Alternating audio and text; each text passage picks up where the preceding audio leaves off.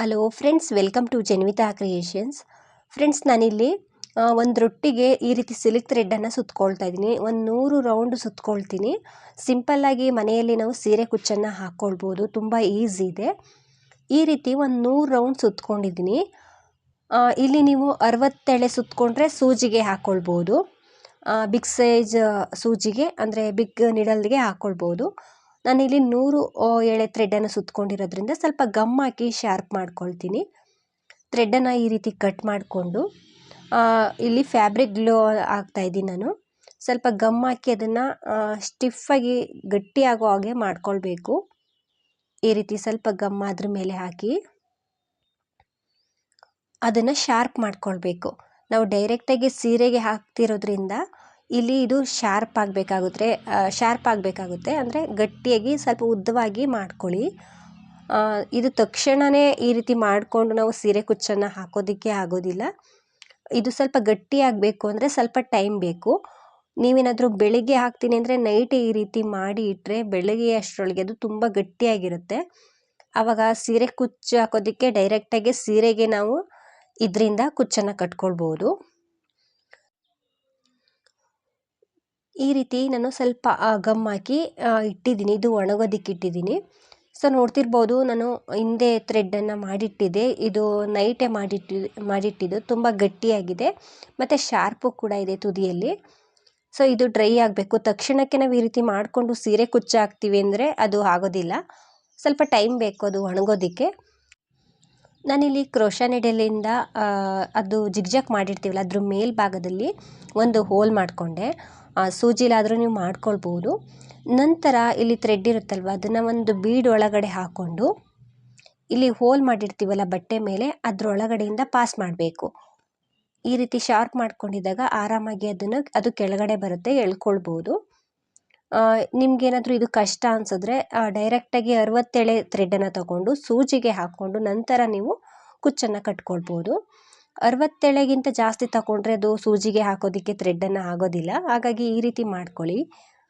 ನಾನಿಲ್ಲಿ ಈ ರೀತಿ ಫೋಲ್ಡ್ ಮಾಡಿ ಕುಚ್ಚನ್ನು ಕಟ್ತಾ ಇದ್ದೀನಿ. ಈ ರೀತಿ ಮೇಲ್ಭಾಗದಿಂದ ಅದನ್ನ ಚುಚ್ಚಿ ಕೆಳಭಾಗದಲ್ಲಿ ಥ್ರೆಡನ್ನು ಎಳ್ಕೊಳ್ತಾ ಇದ್ದೀನಿ. ಸೊ ಈ ರೀತಿ ಹಾಕೋದ್ರಿಂದ ಥ್ರೆಡ್ಡು ವೇಸ್ಟ್ ಆಗೋದಿಲ್ಲ.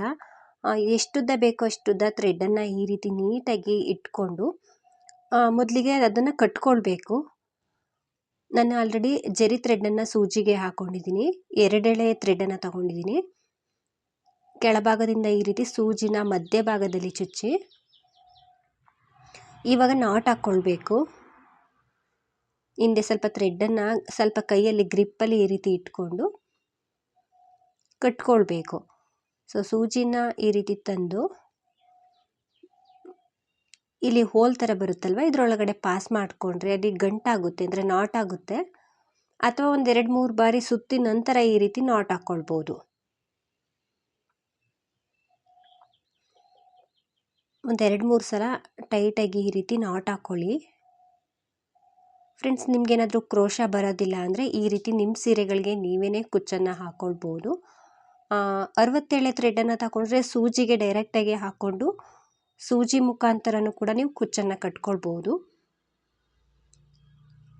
ಒಂದು 2-3 ಸಲ ನಾನು ಈ ರೀತಿ ನಾಟ್ ಹಾಕ್ಕೊಳ್ತೀನಿ.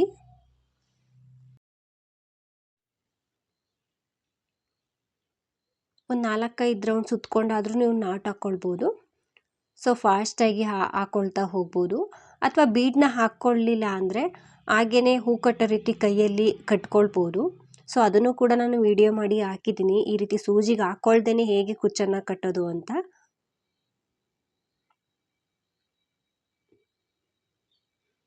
ಈ ರೀತಿ ಒಂದು 2-3 ಸಲ, ಒಂದು 4 ಸಲ ನಾನು ನಾಟ್ ಹಾಕ್ಕೊಂಡಿದ್ದೀನಿ. ಹಿಂದೆ ಸೂಜಿನ ತಗೊಂಡೋಗಿ ಆ ಥ್ರೆಡ್ ಒಳಗಡೆ ಪಾಸ್ ಮಾಡಬೇಕು. ನಂತರ ನಾವು ಅದನ್ನು ಎಕ್ಸ್ಟ್ರಾ ಥ್ರೆಡ್ ಇರುತ್ತಲ್ವ, ನೀಟಾಗಿ ಎಷ್ಟುದ್ದ ಬೇಕೋ ಅಷ್ಟುದ್ದ ಬಿಟ್ಟು ಥ್ರೆಡನ್ನು ಕಟ್ ಮಾಡಬೇಕು. ಈ ರೀತಿ ಕಟ್ ಮಾಡೋದ್ರಿಂದ ಥ್ರೆಡ್ಡು ವೇಸ್ಟ್ ಆಗೋದಿಲ್ಲ. ನಾನಿಲ್ಲಿ ಕುಚ್ಚೆಲ್ಲ ಕಟ್ಟಿದಾದ್ಮೇಲೆ ಥ್ರೆಡನ್ನು ಕಟ್ ಮಾಡ್ತಾ ಇದ್ದೀನಿ. ನೋಡ್ತಿರ್ಬೋದು, ಈ ರೀತಿ ಬರುತ್ತೆ. ಮತ್ತೆ 1 ಫಿಂಗರಷ್ಟು ಗ್ಯಾಪ್ ಕೊಟ್ಟು ನಾನು ಇನ್ನೂ ಒಂದು ಕುಚ್ಚನ್ನು ಕಟ್ತಾ ಇದ್ದೀನಿ. ಯಾವುದಾದ್ರೂ ನಿಡಲಿಂದ ಈ ರೀತಿ ಮೊದಲು ಹೋಲ್ ಮಾಡ್ಕೊಳ್ಳಿ. ನಂತರ ನಾವು ಬೀಡನ್ನ ಥ್ರೆಡ್ಡಿಗೆ ಹಾಕ್ಕೊಳ್ಬೇಕು. ಥ್ರೆಡ್ಡಿಗೆ ಹಾಕ್ಕೊಂಡ್ಮೇಲೆ ಆ ಹೋಲ್ ಒಳಗಡೆ ಮೇಲಿಂದ ಈ ರೀತಿ ಥ್ರೆಡ್ಡನ್ನು ತೂರಿಸಿ ಈ ರೀತಿ ಎಷ್ಟುದ್ದ ಬೇಕೋ ಅಷ್ಟುದ್ದ ನಾವು ಇವಾಗಲೇ ಇಟ್ಕೊಂಡ್ರೆ ಥ್ರೆಡ್ ಏನು ವೇಸ್ಟ್ ಆಗೋದಿಲ್ಲ. ಸೊ ಬೀಡ್ ಈ ರೀತಿ ಬೇಕು ಅಂದರೆ ಹಾಕ್ಕೊಳ್ಬೋದು ಫ್ರೆಂಡ್ಸ್, ಇಲ್ಲಾಂದರೆ ಸ್ಕಿಪ್ ಮಾಡ್ಬೋದು, ಹಾಗೇನಾದರೂ ಕುಚ್ಚನ್ನು ಕಟ್ಬೋದು. ಇವಾಗ ಜರಿ ಥ್ರೆಡ್ಡಿಂದ ನಾನು ಕುಚ್ಚನ್ನು ಕಟ್ತಾ ಇದ್ದೀನಿ. ಸೊ ಕೆಳಗಡೆಯಿಂದ ಮೇಲಕ್ಕೆ ಸೂಜಿನ ತೂರಿಸಿ ಸ್ವಲ್ಪ ಥ್ರೆಡ್ಡನ್ನು ಹಿಂದೆ ಗ್ರಿಪ್ಪಲ್ಲಿ ಇಟ್ಕೊಳ್ಳಿ. ಈ ರೀತಿ ಒಂದು 4-5 ರೌಂಡ್ ನಾಟ್ ಹಾಕ್ಕೊಳ್ಬೇಕು.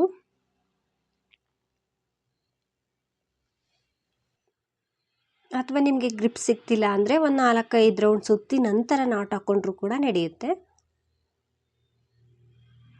ಸೊ ಫಸ್ಟ್ ಟೈಮ್ ಹಾಕೋರು ಕೂಡ ಆರಾಮಾಗಿ ಹಾಕ್ಕೊಳ್ಬೋದು, ಕಷ್ಟ ಏನಿಲ್ಲ. ಒಂದು 2-3 ಕುಚ್ಚನ್ನು ಕಟ್ಟೋವರೆಗಷ್ಟೇ ನಿಮಗೆ ಅದೇ ಅಭ್ಯಾಸ ಆಗುತ್ತೆ.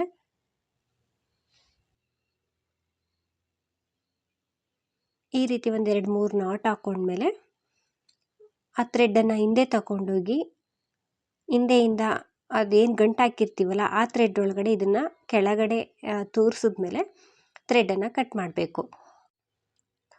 ಫಸ್ಟ್ ಒಂದು ಕುಚ್ಚು ಎಷ್ಟಿರುತ್ತೋ ಅದ್ರ ಸಮ ಇಟ್ಕೊಂಡು ಈ ರೀತಿ ಕುಚ್ಚನ್ನು ಕಟ್ ಮಾಡ್ಕೊಳ್ಬೋದು. ಅಥವಾ ಎಲ್ಲ ಕುಚ್ಚನ್ನು ಕೂಡ ಕಟ್ಟಿದ್ಮೇಲೆ ಒಂದೇ ಸಮ ಬರೋ ಹಾಗೆ ಇನ್ನೊಂದು ಸಲ ನೀಟಾಗಿ ಕಟ್ ಮಾಡ್ಕೊಳ್ಬೋದು. ಈ ರೀತಿ ಕಾಣಿಸುತ್ತೆ ಫ್ರೆಂಡ್ಸ್. ನಂತರ ನಾನು ಮಧ್ಯದಲ್ಲಿ 1 ಫಿಂಗರಷ್ಟು ಗ್ಯಾಪ್ ಕೊಟ್ಟು ಇನ್ನೂ ಒಂದು ಕುಚ್ಚನ್ನು ಕೂಡ ಕಟ್ಕೊಂಡಿದ್ದೀನಿ, ನೋಡ್ತಿರ್ಬೋದು. ಸೊ ತುಂಬ ಚೆನ್ನಾಗಿ ಬರುತ್ತೆ, ತುಂಬ ಈಸಿ ಇದೆ ಫ್ರೆಂಡ್ಸ್. ಈ ಡಿಸೈನ್ ಎಲ್ರಿಗೂ ಕೂಡ ಇಷ್ಟ ಆಗಿದೆ ಅಂದ್ಕೊಳ್ತೀನಿ. ತುಂಬ ಈಸಿ ಇದೆ, ಬಿಗಿನರ್ಸ್ ಆರಾಮಾಗಿ ಟ್ರೈ ಮಾಡ್ಬೋದು. ಫ್ರೆಂಡ್ಸ್, ನೀವೇನಾದರೂ ಫಸ್ಟ್ ಟೈಮ್ ನೋಡ್ತಿದ್ರೆ ಹೊಸಬ್ರಾಗಿದ್ದರೆ ಪ್ಲೀಸ್ ನಮ್ಮ ಚಾನಲ್ನ ಸಬ್ಸ್ಕ್ರೈಬ್ ಮಾಡಿ ಸಪೋರ್ಟ್ ಮಾಡಿ. ಫೇಸ್ಬುಕ್ಕಲ್ಲಿ ಏನಾದರೂ ನೋಡ್ತಿದ್ರೆ ಫೇಸ್ಬುಕ್ ಪೇಜನ್ನು ಫಾಲೋ ಮಾಡಿ. ಈ ಡಿಸೈನ್ ಹೇಗಿದೆ ಅಂತ ಕಮೆಂಟ್ ಮೂಲಕ ತಿಳಿಸಿ. ಆದಷ್ಟು ವಿಡಿಯೋನ ಲೈಕ್ ಮಾಡಿ, ಶೇರ್ ಮಾಡಿ. ನೀವೊಮ್ಮೆ ಟ್ರೈ ಮಾಡಿ, ಡಿಸೈನ್ ತುಂಬ ಚೆನ್ನಾಗಿ ಬರುತ್ತೆ, ತುಂಬ ಈಸಿ ಇದೆ. ಸೊ ಕ್ರೋಶ ಬರದೇ ಇದ್ದರೂ ಕೂಡ ಈ ಡಿಸೈನ್ನ ಹಾಕ್ಬೋದು. Thank you.